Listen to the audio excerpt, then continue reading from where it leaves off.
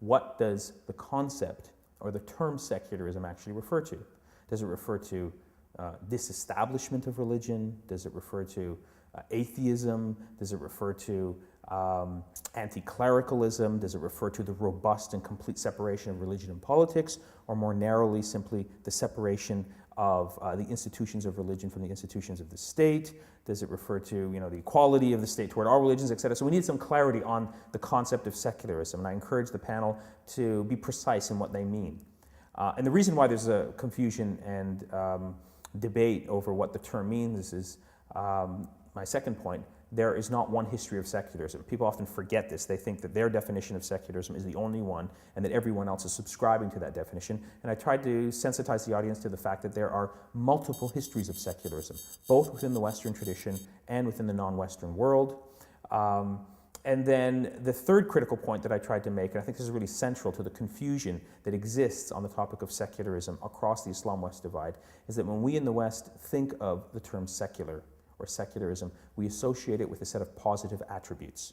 We associate it with democracy, with human rights, with modernity, with development, something that's emancipatory and fundamentally good for society. In most Muslim societies today, the reverse exists. When people think of secularism, they don't associate it with freedom, democracy, and human rights, but they associate it instinctively with dictatorship, with despotism, with political tyranny, and with failed economic and modernization paradigms, because the modern experience with Muslims on this question of secularism has bequeathed those lessons to them. And I'm referring to particularly the failure of the colonial and post-colonial projects in the Muslim world, these states that emerged during the 20th century that were modernizing, secularizing, bureaucratic, authoritarian states that over the course of several decades proved to be, largely speaking, failures.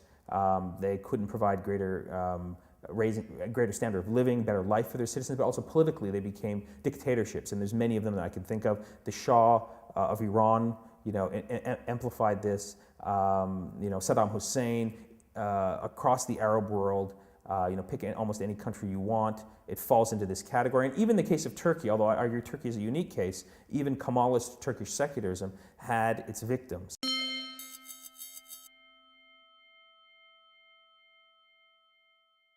That look, the question of religion's normative role in any emerging democracy or society is often one of the most difficult and emotionally charged questions to resolve.